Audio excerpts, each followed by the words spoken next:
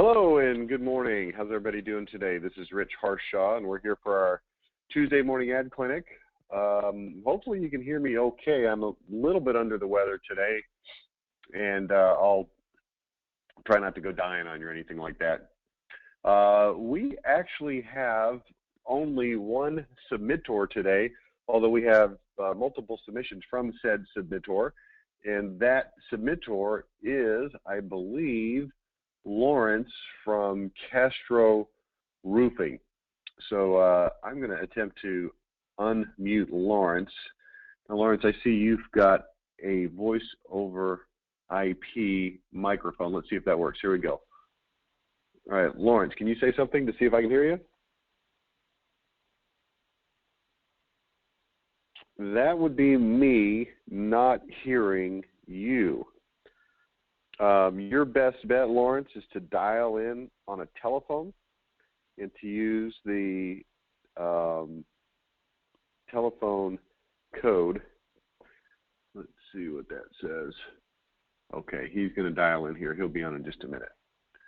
That's going to be a more reliable way for that to work.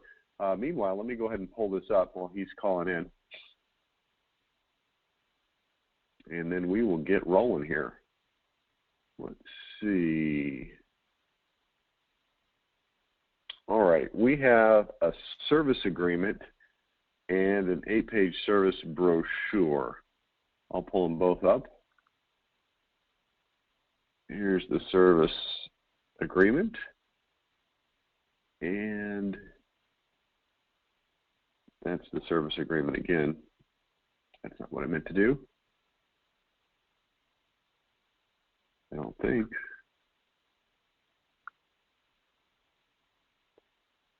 Okay, and this is 8 pages. All right, let me see how Lawrence is doing over here.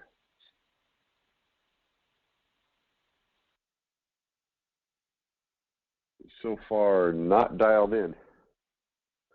We'll give him just a second here.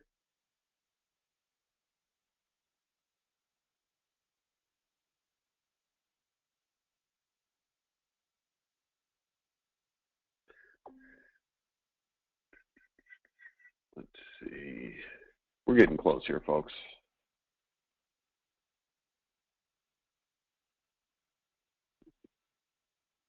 Okay. While he's dialing in, let me mention something. I'm going to write a blog posting on this. It's something I saw that was kind of interesting last week. I'm not exactly what you'd call the world's greatest stock picker, but I do try to follow a few trends and ride a few companies that I think are doing well. One of the companies that I've owned for a while is Amazon.com, which is a weird company because it's not been profitable forever until last week. It finally announced that it had become profitable. And the stock took an uptick because this company is now profitable, and all of the pundits were saying, hey, look, this company is now profitable. They finally figured it out after something like 20 years. They're finally a profitable company. And, you know, I looked at that and thought, I think this is a misunderstood company. And I think there's a kernel of interesting information in there that could apply to your company. And the kernel is to understand why this company, Amazon, has not been profitable for the last 20 years. Conventional wisdom says that a company that is not profitable for 20 years running will go out of business. And yet Amazon.com just keeps chugging along, getting larger and larger and larger. Its top line revenue keeps getting bigger. And in reality, what this company has done consistently is made huge profits and then dumped those profits right back into the company to expand into ever bigger and larger territories in terms of retailing so that they could continue to dominate and become bigger and bigger and bigger. And they're just now getting to the point where they're getting ahead of the game, where the amount of money they're making is so enormous that it outstrips their ability to dump it back into the business and grow it. And I think it's an interesting metaphor for a remodeling company in terms of being willing to take the profitability of the company and instead of dumping it out of the company into a profit bucket, which ostensibly for most home improvement companies would not be investors, but rather would be the owner, to retain that money into the company and to grow the company to a larger degree by buying more market share and making larger sales and ostensibly bigger profits in the future. Now, you don't have to run the 20-year program like Amazon did, but in terms of growing a company, if you look at your remodeling company and say, geez, I want it to be, it's maybe $2 million now, and you want it to be $5 or $10 or $20 million. My experience is that takes a tremendous amount of investment, and the only place that you can create that type of investment, generally speaking, unless you have a dead rich uncle, is to earn it through sales and then invest those quote-unquote profits. And you may go 3, 5, 8, 10 years looking like an unprofitable company, while meanwhile building something very significant that when the investment levels off relative to the sales, then you start creating tremendous profits. Anyway, let me see if I've got Lawrence here. Lawrence, are you with me now? Okay. I don't have you on here. In fact, Lawrence, I show that you are still on a microphone as opposed to on a phone. All right, let me walk you through this just a little bit because I see you said you're in listen-only mode. You should have received a code. I will give you a code, but for you to work the code, you have to be on a phone.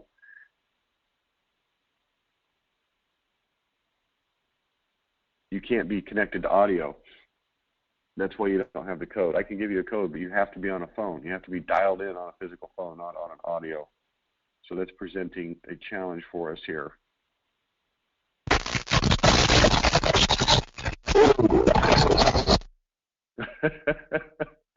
Okay, we heard that, Lawrence.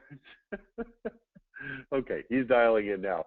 So just to finish off that discussion that we're having, think about that and mostly think about it in terms of advertising. Okay, one of the things that we talk about a lot in remodeling companies is what percentage of your revenue should you put into. Lawrence, I can't hear you because I've got you muted right now. I'm going to wait for your phone icon to show up on my screen, which is currently still a microphone icon. I need it to be a telephone. But most companies think in terms of revenues versus amount spent on marketing at about 10%. And my experience is you've got to throttle that up to 15 or 20% to grow the business, to develop the name recognition, and be able to actually get to that next level.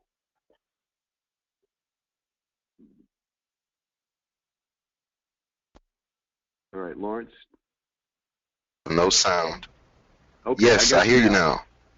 Hey, it's a miracle. Perfect. I'm sorry about the technical difficulties. You know what? We use a pretty widely used system, GoToWebinar, and this is a kink in their system that has plagued us from time to time. So I appreciate you working through it. It generally hits people the first time they try to dial in with you. So for future reference, you'll know what to do, whatever it is you did. So let's do this. We've got a couple things up here. I have a service agreement up here on the screen. Do you want to look at that first, or do you want to look at the one-page service agreement? We can look at the service agreement first. Well, they are both labeled service agreements. Oh, well, okay. Well, the prime difference between the two is that the one-pager is the last page of the brochure. So maybe it'll work well if we only looked at the brochure, since it also encompasses the service agreement. Okay. Well, you should be able to, well, hang on. Let me put this, got my screen paused now. Okay, you should be able to see this on your screen as of right now. It's got a man holding an iPad. Yes, I can. Okay, so tell me about this. What is it? What are you trying to do with it, et cetera? And then we'll just sort of strike up a conversation here about it. Well, basically this deliverable is a drop that our sales guys take to prospective clients, and it's supposed to give them a very brief overview of what we do as a company and what services we provide. Right now, it's been working very well, but we are in the midst of a transition. We've just gotten a new logo, which you'll see has been updated on this actual document. However, to be honest, some of the places where the logo is, it was almost like it was designed with thought, but we also are very open to design changes, or we're very open to feedback based on each page, et cetera, et cetera. I don't want to lose myself in thought because I have a lot going on in the office in here right now while I'm speaking. So maybe you let me know if I've given you enough clarity on what's going on the page.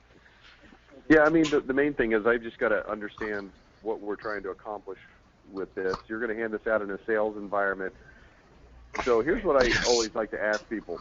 You're going to hand this to somebody, and here's the major thing I want to know. What do you want them to know, and what do you want them to do? When they get this, what is it you want them to know? Now, just by looking at it, you want them to know that you can have access to information about your roof from an iPad or an iPhone. Is that what you want them to know? Yes. That is exactly what we want them to know. We want them to know. Is that a revolutionary idea in the roofing industry, or are there other people doing it? I mean, I feel like there can be other people doing it, and it can still be revolutionary. But I don't.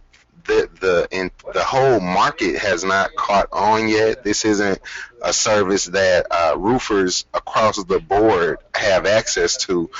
Only a select few are into the actual asset management area or arena. Okay. Right. So, it's kind of rare that roofers or roofing companies are moving out of so much the services and physical services towards okay, we have services, but we also have data. We can also help monetize your data, or help you make actionable decisions based on the data that we have available through Lookout or through our product that we have on this document. Okay, so I'm looking at the page that's on the screen right now. Can I assume that this is the first page that I'm going to see if I'm a person that you hand this to in a sales environment? Yes, you can. Okay, so let me tell you what I'm struggling with a little bit. I see that it says access to all your roofs in the palm of your hand. I get that, and I'm trying to put myself in the place of a guy who really doesn't know who you are, doesn't really know what the technology is, doesn't really know anything about it.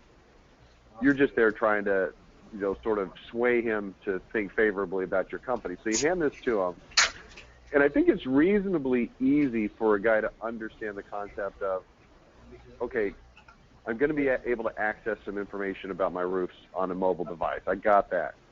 The very next thing I think a guy is going to ask himself is, what kind of information can I access, and how will that be helpful to me to be able to access it?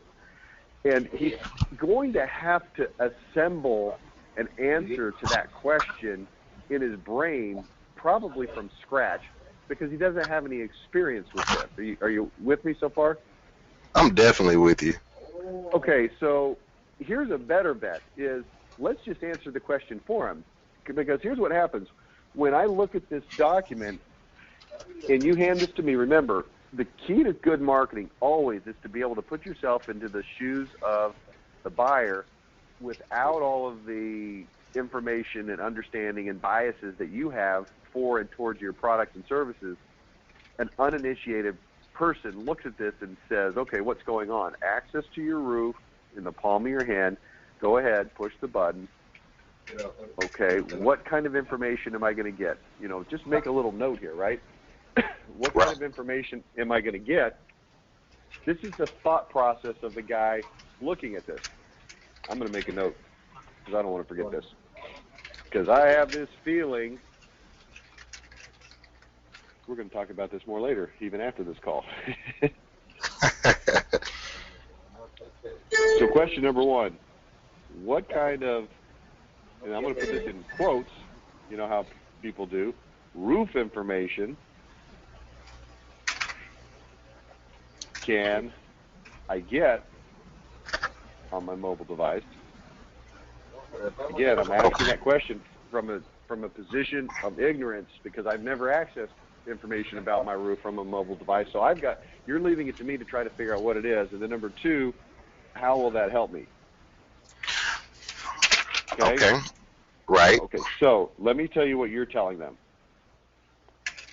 You're telling them sites. I'm just looking at the logos, the icons there, right?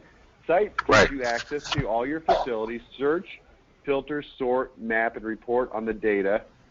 Report on the data. What data? I don't know what data you're talking about. How would I know what data you're talking about? So I see there, okay, all of my sites, and so let's say that I'm a facilities manager for a city, and I know that I've got, 28 buildings or something like that, all right? Right. Okay, access to my facility, search, filter, sort, map, and report the data. So I'm looking at that going, okay, sites, but you're talking about this data. I don't know what the data is because how would I know what that data is? How would I know what the data is? Right. Question. How would I know what data it is? Dispatch allows you to get service you need fast, to which my immediate reaction is, okay, that's kind of gimmicky. Because I can just pick up the phone and call you to dispatch somebody. It's cute and cool that you have it on an iPad, but I don't see it as being tied to anything else, right? See, I don't know that. It just looks like a button that I can push to send a truck over to fix a leak. Reports. Reports allow you to compile the information you need with customizable reports. The reports of what, though? See, I still, the answer is data, but I don't know what the data is. Right. So my point is, as I look at this page, I don't really understand what kind of information, what kind of data is going to be available because I have no experience with it. So question for you, Lawrence. What kind of roof information can I get on my mobile device? Go, tell me. You can get detailed information you can get detailed information that your insurance company can use to decide to either give you money or deny you money. You can get information based on storms, the various sets of data that fall into damage, whether that be the size of hail damage that has hit your roof, the amount of hail, how many storms you've had in the past X number of, window. And not only does it give you that type of information, which one might say, okay, that's Googleable, this will also give you information as far as not so much the damage that the buildings around you have had, but it'll kind of let you know whether you're in a hot spot or a warm spot or a position. The data will make it more. The data will make it. Let's see. I'm trying to find the words here because I'm kind of with you here. This is not some ad material that I helped put together. Is ad material that we're bringing to you because we know that that is kind of unclear and that we do have a lot of questions that need to be answered. Okay, so let's back up for a minute. Okay. And I kind of know some of the answers to these questions because I've worked with you guys. I don't know probably everything I need to know about this, but I have a decent idea. But I'm going to ask you the question and let you articulate a little bit. So here's a missing piece of this puzzle. You, Castro, have a process whereby you do an inspection on the roof and catalog information about that roof, correct? Yes. But see, that's not explicitly mentioned. So when you talk about storms and, what the hail is like, I think the missing starting point is we're going to climb on your roof. We're going to use specialized equipment to do an inspection, an audit, inventory, what your situation is, weak spots, soft spots, areas of concern, areas that can make it through one more storm, areas that need immediate attention. True or false? True. Okay. Then we're going to continually monitor your roofs based on weather patterns, storms that come through, time that elapses, right? So right. For instance, if you come out and inspect my roof and you say, hey, you've got a problem on this particular roof, building number 22, and here's the nature of the problem. but we don't need to do anything yet. It will hold up for at least another 2 years unless a major storm comes through. But in 2 years, you're going to need to deal with this. Right? That's the type of analysis you're going to give somebody on the roof, correct? Yes. Okay, so now 2 years later, right? Hey, it's been 2 years. It's time for this issue on building 22 to be dealt with. This specific issue, this specific building, this specific recommendation. And, if they've got 80 or 90 or 100 buildings, this is something that they'll be able to monitor, correct? Correct. So you're kind of getting a little bit of the cart before the horse here. You're saying, hey, look, you can monitor all this great information, and they're looking at it going, well, what information is it? Oh, well, we're going to get on your roof. We're going to inspect and audit, make recommendations, give you time frames, what things are mission critical now, which things are intermediate, which things look good for the long term. We're going to then monitor on an ongoing basis the timing of things that need to be dealt with, any storms that blow through that would affect those time frames, and we're going to give you an ability at a moment's notice by pushing this button, by looking on this iPad, to be completely 100% up to speed on exactly what the situation is on all of your buildings, anytime, anywhere, any place, period. See, that's what you're trying to say. Right. I definitely, right. No, I think you're on the right path. With this first page, it's almost reminiscent of us it's almost as if we're making a pitch for Lookout, and Lookout isn't necessarily what's going to get us on the roof. I feel like we need something that might be more process oriented, like you're detailing, something that's like analyze, monitor, and action with the action. Let me put it to you this way. Here's what I think. I think you're enamored with the fact that somebody can look it up on their iPad, and you're losing sight of the fact that the data is what's cool, right? I could see how you can come to that conclusion. You've got a big, huge spotlight shining on the iPad, and meanwhile, it's not the iPad that makes it cool. It's the data that makes it cool. And yes, I'm not saying it's not cool that you can access it on an iPad. Absolutely it is. And that's something that nobody else has available. So that's a cool thing. But without data, it's just an iPad, right?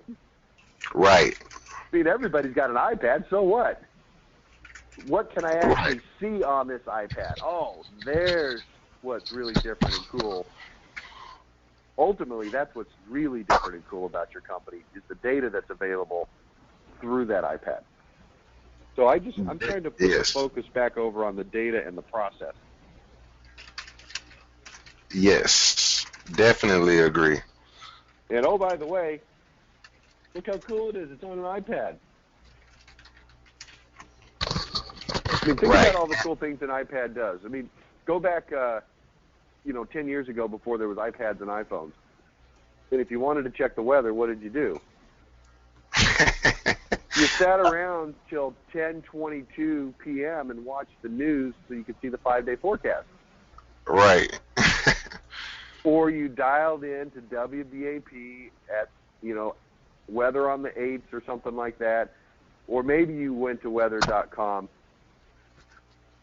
So now, though, it's available at the touch of a button on your iPad. Mm-hmm. Your iPad isn't cool if it can't actually access stuff that's worth accessing. Right. Like the weather. Now I can check the weather in 5 seconds anytime I want.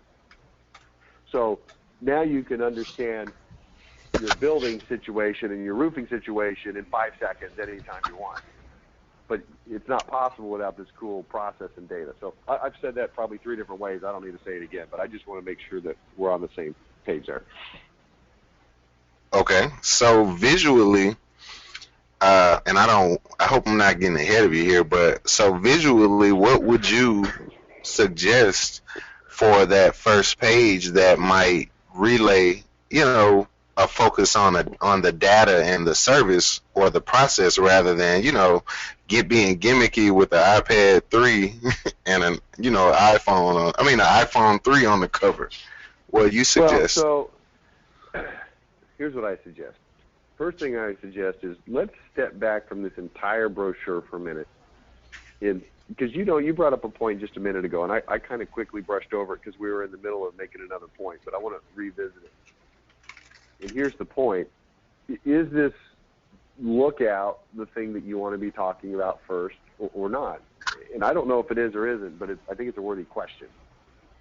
We had a similar discussion last week when I looked at your brochure that I'm actually holding in my hand right now that says Lookout for a better way to manage commercial roof systems. And I pointed out similar things in terms of, maybe we're burying the lead. Maybe we're saying things that aren't the most important things first. So I don't know. I'm not ready to make that judgment, but I think it's a worthy question. I think I think in the beginning you were in the right city, then you were in the neighborhood, now you're on the avenue. So, you're not far because I'm with you there, So let me ask you this bigger picture question. You just digitally handed me this document that's on the screen right now. Okay? Yes. Meanwhile, you physically last week handed me a different document that was also presented to me as this is a brochure. It was 4 pages, not 8. But it was a brochure that we're going to hand out to people in a sales environment. Why do we have two competing things? And there may be a good reason. I just don't know what it is. So that's why I'm asking you. Well, this is just my lowly perspective as marketing coordinator here. I don't make all of the decisions as to how we display our brand, et cetera, et cetera. But from my point of view and my experience here, I would think that we are in the middle of both. We're in the midst of both burying the lead and being confused about products and product categories.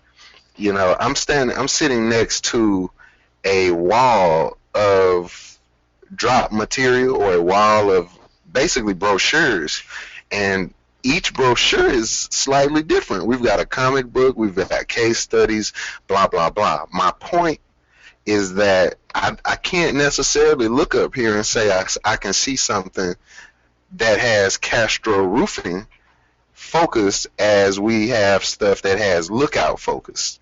So, that's why I say I think you're right on the track with us either burying the lead or putting the cart before the horse.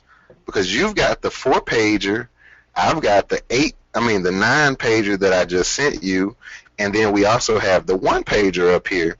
And so it's like at some point we have to actually decide, are we pushing Castro? Are we pushing Lookout? Are we, there's one thing to have a flow chart or to understand the structure, but it's an entire another one to execute it as such. Does that make sense?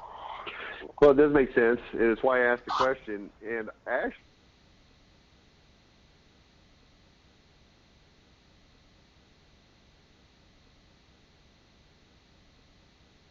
the Castro, but here's what I think. I'll just tell you what I think. I think that you guys need to create one single brochure. It probably needs to be either 4 pages or 8 pages. I don't know which just quite yet. And it needs to be sort of, I'm going to use a generic term here, it needs to be sort of a total roofing solutions brochure. Okay? Probably needs to be 8 pages because you guys got a lot of stuff that you do.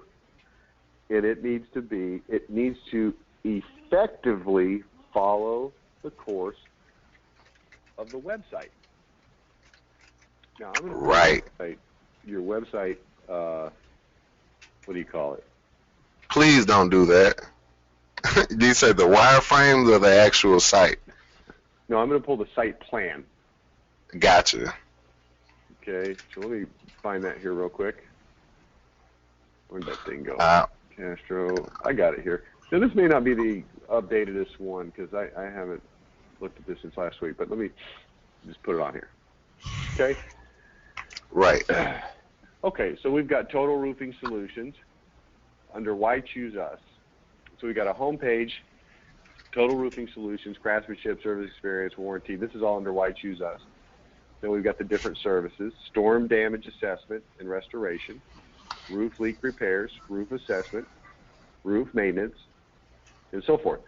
Now, the reason we put a website together like this is because it allows us to go to a customer and say, hey, here's what we are generally speaking. That's what this is up here. That's what the home page is, and that's what the Why Choose Us page is. Then we have the ability to say, hey, which of these things is germane to your situation right now? Do you have a leak right now? Are you trying to avoid problems in the future? Hey, you may not even realize that we can help you avoid problems in the future. We can. Here's something about that. But we start with the general overview of who we are, what makes us different. So if we go over here now to copy batch 1, okay. Mm-hmm. Oh, wait, hold on. Okay. Whoa, guy. What? No, I'm just joking with you, Rich. Okay.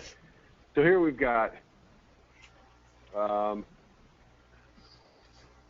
this is the headline for the website that I had originally proposed.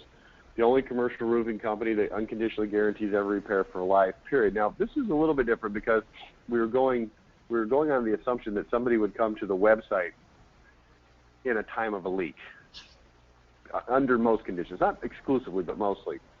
No fine print, no hoops to jump through, no exceptions. We have expertise, etc.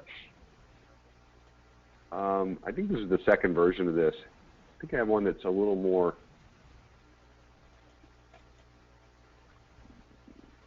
Let's see here. Yeah, this one here. This is more of our company overview. Let me go to this one. Not just another commercial roofing. Whether you've got a stubborn leak, been hit by a storm, or need a totally new roof, we're a complete team of attorneys, engineers, architects, consultants, roofing. We'll make absolutely sure you get the right insurance payment, the right materials, the right installation, the right warranty, and ongoing protection at the right price.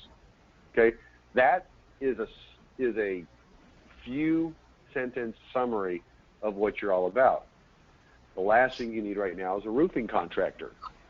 Roofing contractors are to roofs what auto mechanics are to cars, a bunch of dirty, questionably ethical guys you call when you have an immediate problem who will charge you as much as possible for solutions that might not even be what you really need. Roofers and mechanics both hope you continue to experience problems so they can keep making more money from you. That's an outdated way to think about your roof, and it's costing you a ton of money. We're different. Sure, we fix leaks too, but our team of professional experts does so much more. Oh, like what? We inspect roofs before they leak to detect hidden damage. Interesting. We review insurance policies to make sure your coverage actually meets your needs. We recommend less expensive alternatives to re-roofing. All of these things are true, by the way. We monitor storms for you and react immediately when that comes on. Oh, I didn't mean to hit that one. Stupid Windows. It hates me. Where'd it go? Here it is. We monitor storms for you and react immediately when there are problems. We have bulldog attorneys to fight your insurance company when they underestimate damage. We constantly monitor roof conditions to detect minor problems before they get big. True, true, true, true, true, true, true, and true, right? We call it Total Roofing Solutions. The difference is that we're absolutely proactive. We don't wait for problems. We search them out, prove the extent, and get everything necessary to restore your roof to health, which I think is a really cool way to say that. Healthy roof, right? Search our website. You'll see programs and policies that literally no other roofing company has. Anyone can say they're different and better. Just take a look and you'll see it's true. Call us to discuss your situation. We'd be honored to give you any advice and solutions we can. You see how that works? This is what I want people to know right up front. Here's who we are. Now, it may not be exactly this. It might need to be fine-tuned, but this is pretty darn close. Do you believe that people will actually take the time to read all of that text on the homepage? Well, I would ask you this. Why are they on your homepage? They are on that home page for several reasons, but the main one I would say because they may either have a leak or have some type of issue to where they're looking for a commercial roofer. Now, a couple things. We got a little complicated here, and that's okay. We've got a home page and we've got an alternate home page. This is one that we put out there understanding that they're there for a leak. I'm suggesting in a brochure situation, which is a non-leak situation, right? Right. Then we need to go with something more like this. Now, here's what you've got to understand. The question you just asked was a good question, but it's actually an uninformed question, which is a lot different than a stupid question, okay, Lawrence? Yeah, but can you elaborate on the uninformed portion? Of course I can, and I fully intend to do that right now. Okay. So we use a tool. You know how you're a roofing company and you've got all these tools to do all these cool things, forensic reports and all that kind of stuff? Yes. The marketing kit has tools that are not tangible tools that you pick up. There's devices that we use that help us do things better. And this tool that we use is called a headline funnel. And I want you to notice the literal shape of the funnel on this page. And I want you to notice the pretty much the same funnel on this page. And what we're trying to do is we're trying to get people to get sucked into reading this one little piece at a time. I don't expect anybody's going to sit down and look at a page and go, wow, look at all that cool stuff, I want to read it. But here's what I do expect they're going to do. They're going to scan this page, and they're going to say to themselves, what is it that I should look at first? And we make that self-evident through the use of headlines that have larger fonts and are placed in a prominent position, i.e. the top headline, not just another commercial roofing contractor, whether you've got a stubborn leak, been hit by a storm, or need a totally new roof, ...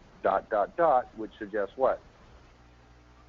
Well, I got to keep reading to get to the end of that sentence. We're a complete team of attorneys, engineers, architects, consultants, roofing experts who will make absolutely sure. Now, I've just given them information that they've probably never heard before about a roofing company. True or false? True.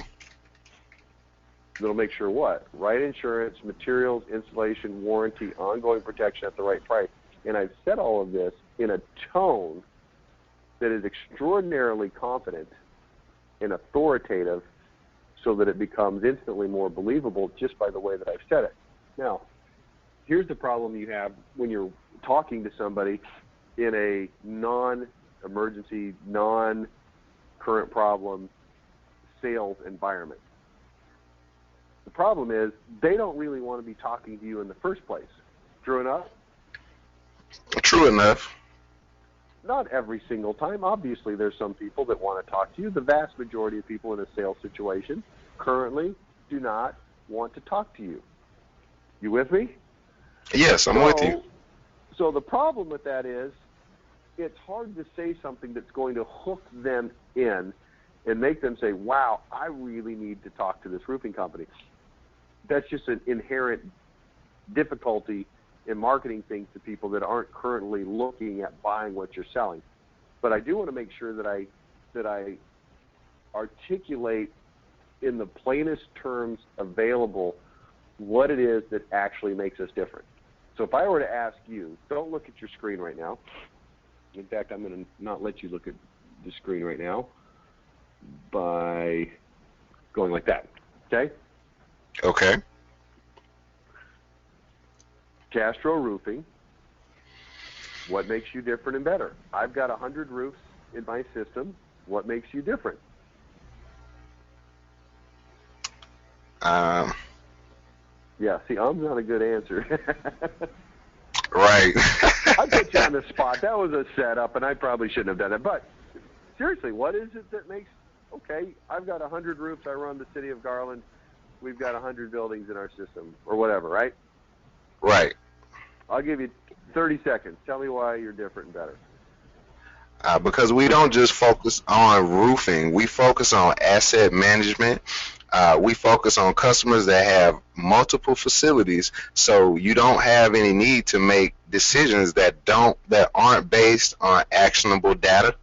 That's what makes us different. Most people are just out to get your money, to fix your leak, half fix your leak, or half put your roof on. We're there to do the whole job so well that we can leave you with the access right in the palm of your hand with no qualms as to whether you have somebody else to come out here and check on it.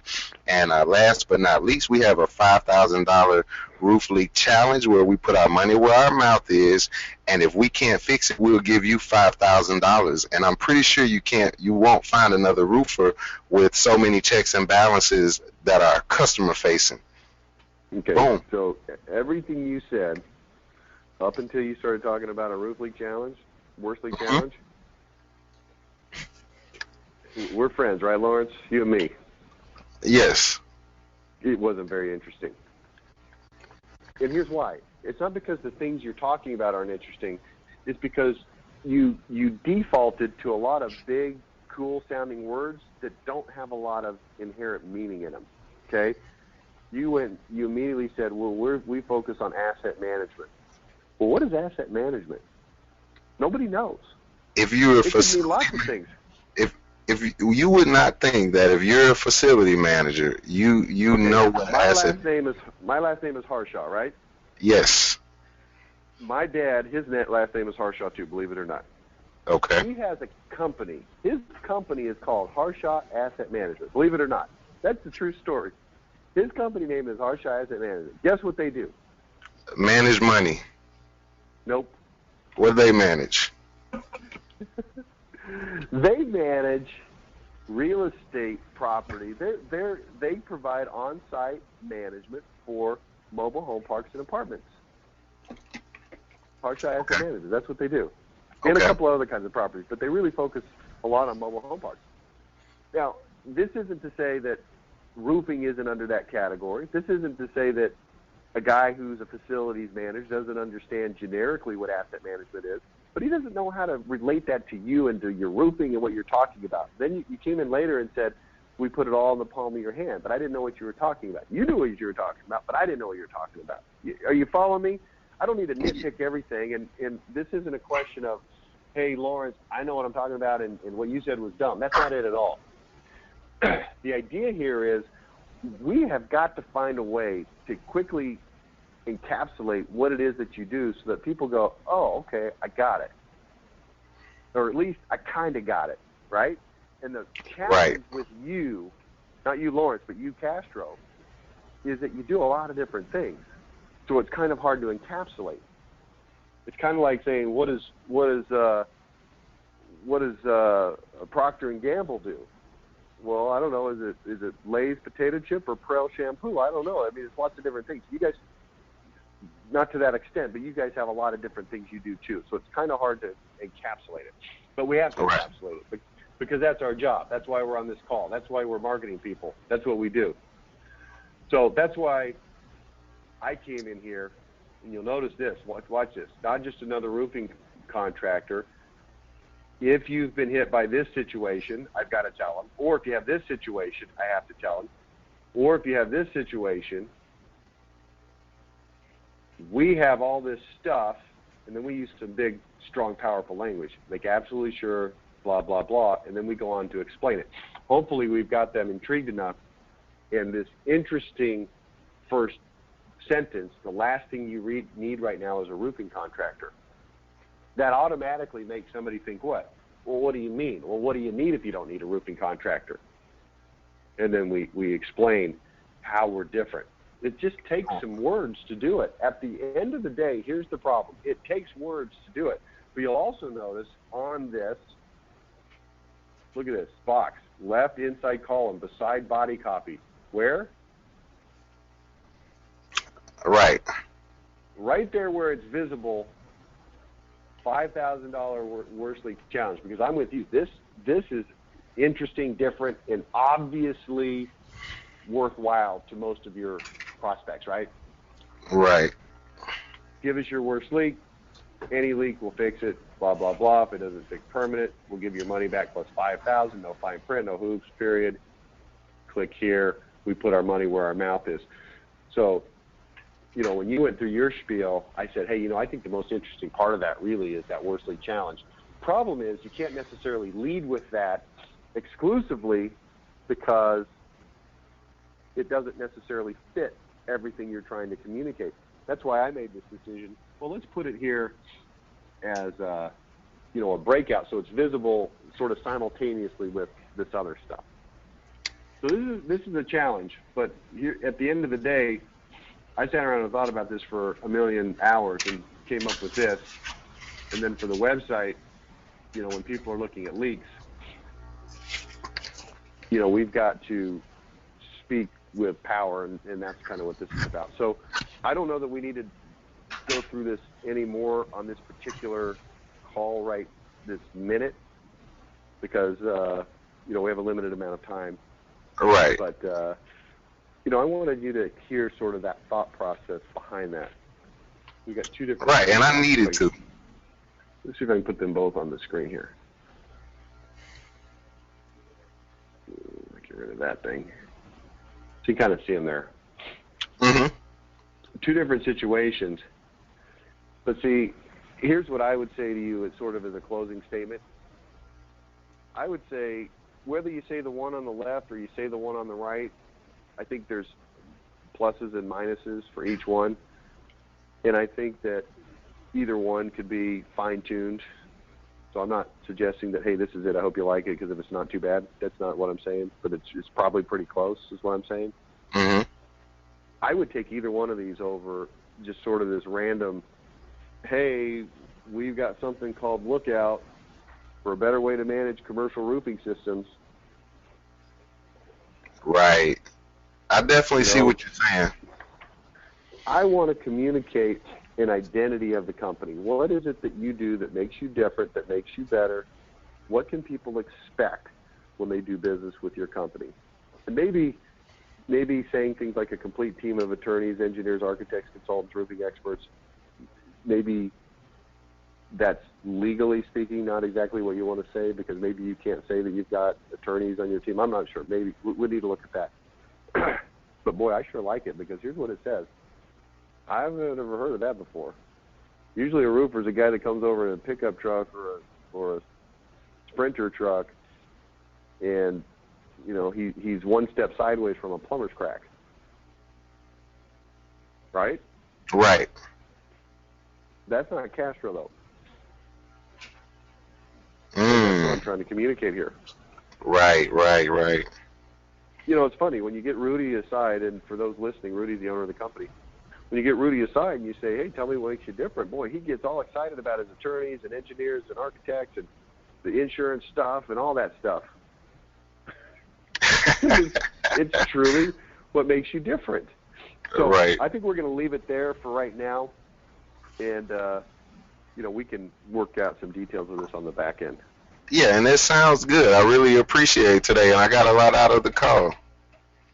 Well, good. I'm glad. And, you know, I've got some things I need to send over to you, so I'll be working on that and communicate with you on the back end probably later today or tomorrow, and we'll just keep moving this down the road. All right. Sounds good, Rich, man. I really appreciate your time today. All right. Thank you. And I think that's all we got today, so we'll just call it a day there. Thanks so much, Lawrence, and thanks to everybody else who participated as a listener. Not necessarily a reviewee, but a listener. Those are important too. So we got several people here on the call that were doing that. I do have one question here. Oh, no, I don't. Okay, that's it. So thanks so much. We'll be back with you next week. And next week, well, what are we talking about next week? I don't have it handy right now, but we do have we have a tactical marketing. I think it's non-designers design. So we're going to talk about design next week. So we'll talk about that then. Thanks so much. Bye now.